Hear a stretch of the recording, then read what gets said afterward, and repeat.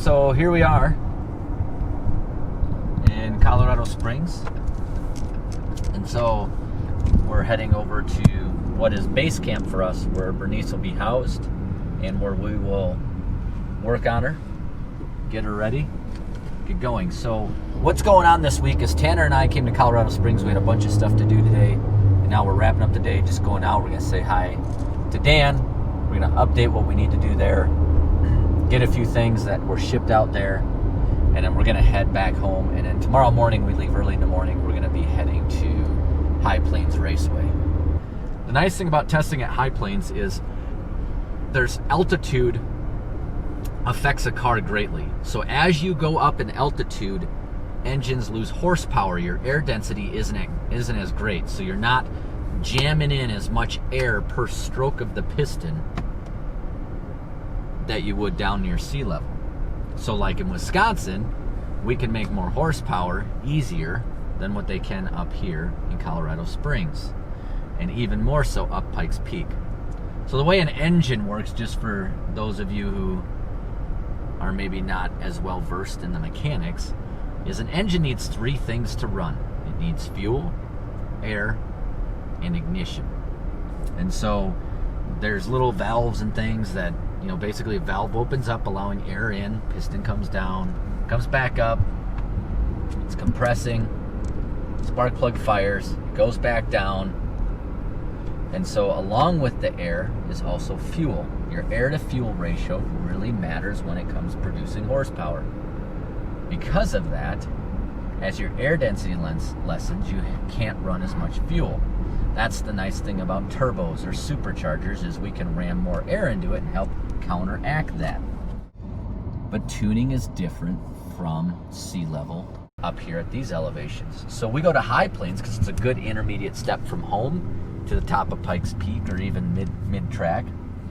And so we're going to go to High Plains. We're going to work on tuning. We're going to work on the driver, the balance of Berniece, the driver and Berniece working together and trying to make sure we get things done. So in this, it helps us prepare for Pikes Peak. I think that's why we did really well. For a rookie team, we got a lot of compliments how well we did up on the hill with our car and performance. And so the other thing that happens, because you're up at altitude, is cooling. Everything runs hotter. Again, without as much air density, you don't have as many molecules to transfer heat and pull it out. And so air density plays a vital part in making it at Pikes Peak, is understanding the detriment you are at because you don't have the same air density you did at sea level or even 1,000 feet. And so we do these things so we're as well prepared as we can be for Pikes Peak. So High Plains is Tuesday and Wednesday, which is tomorrow and Wednesday, or as you're watching this, today and tomorrow. And then after that, we're going to come back here. We set up our base camp. We're going to get things put together. And then we're going to get Berniece ready for Friday. Friday is our first tire test up at Pikes Peak. Gives you a chance to try the tires out. It gives you a chance to run the hill, allow to learn things, tune, vital things you need to have done in order to run Pikes Peak competitively. Friday after the race, I'm flying, after the tire test, I'm then flying out to my son's graduation, then coming back on Saturday for the second day of tire testing, which will be Sunday. And we hope between those 2 days we get a good baseline on Berniece and her performance. What will be interesting for us is to see what needs to be changed. And that's what we try to do. So today we were up on the mountain. You're going to be able to see some of the clips of us being on the mountain. We got up there, I think, around 8:30. It was nice. There wasn't a lot of traffic, which for me, I really enjoy, because then I don't get stuck behind the 5 mile an hour. That's not fun. We had a few on the way down, but that's okay. But better to go slow on the way down. It is. It's better to go slow on the way down and not use up your brakes. So put it in low gear, let your car do the braking with its engine, be done with it. If you're driving a Chevy, that might be literal.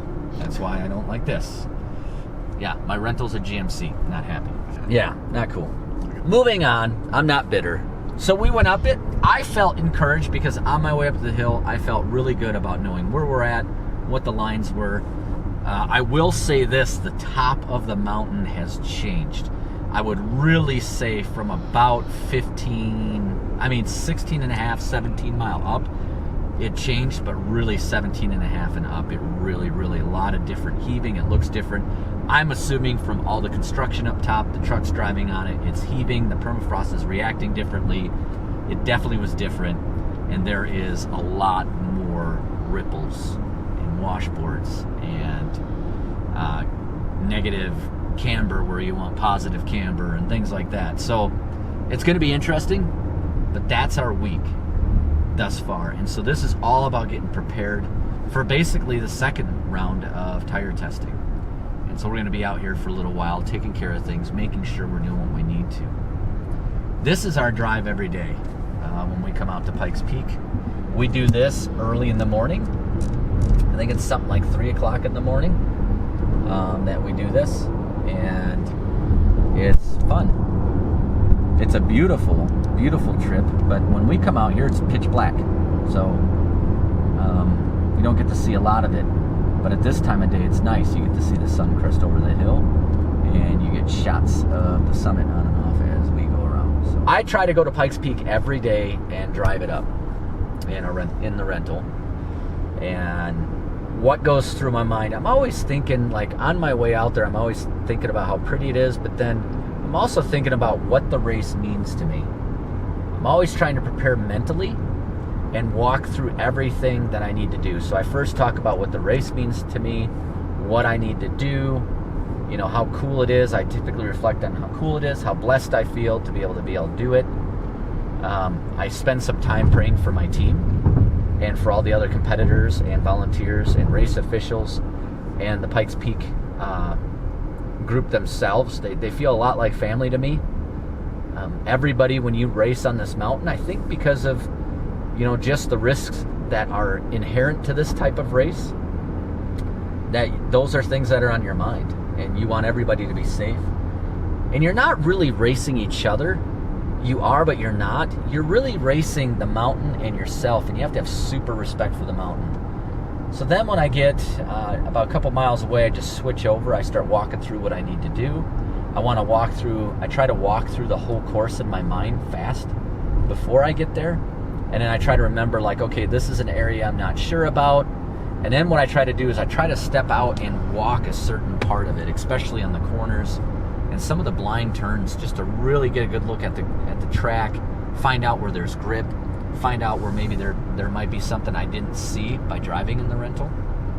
And that's what it's all about. So this trip is pretty busy for me on the way out. It's just a chance for me to calm myself. It's a good place to get in routine. And then it allows me a chance to pray and really center myself and get ready for this. I don't know that I'm not fearful. I get nervous, and part of it is obviously with the failure last year, you want to make sure you're doing what's right. And so on your way there, you're just centering on success, what it takes for success. And that's just being prepared. I know my team is doing everything they can to get me the best car. I need to get them the best down I can. So that's part of the preparatory work on the drive there.